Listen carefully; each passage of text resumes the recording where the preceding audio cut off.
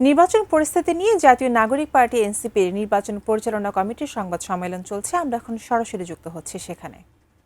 আসলে 1975 সালেও বাকশাল চায় নাই। বাকশালকে একটা সেনা অভ্যুত্থানের মধ্য দিয়ে বাকশালের পতন হয়েছিল, কিন্তু জিয়াউর রহমান, তাকে আমরা অনেক শ্রদ্ধা করি।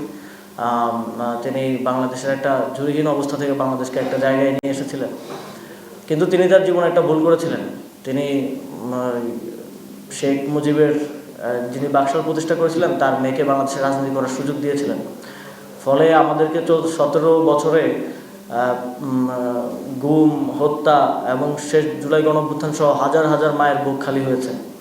এবং আমরা দেখেছি যে জিয়াউর রহমানের সেই ভুলের খেসারত তার মৃত্যুর পরেও এই জাতিকে অন্তত 3 যুগ ধরে দিতে হয়েছে, তার পরিবারকেও দিতে হয়েছে। বেগম খালেদা জিয়াকে স্লো পয়জনিংয়ের মধ্য দিয়ে একটা পরিস্থিতির মধ্য দিয়ে যেতে হয়েছে এবং তিনি পৃথিবী ত্যাগ করে চলে গেছেন।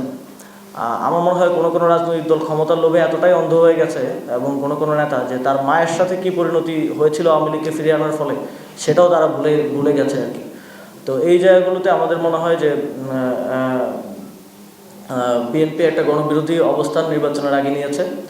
জুলাই গণঅভ্যুত্থানে যেই শহীদদের জীবনের বিনিময়ে এবং হাজার হাজার, প্রায় 30,000 আহত এবং অনেকের অঙ্গহানি হয়েছে, অনেকের চোখ হারিয়েছে, তাদের আত্মত্যাগের বিনিময়ে যেই একটা গণতান্ত্রিক পরিবেশ সৃষ্টি হয়েছে, সেখানে আবারও ফ্যাসিবাদী রাজনৈতিক দল, গণহত্যাকারী রাজনৈতিক দল আওয়ামী লীগকে ফিরিয়ে আনার মতো ওই একই ভুল তারেক রহমান করতে যাচ্ছেন এবং করার কথা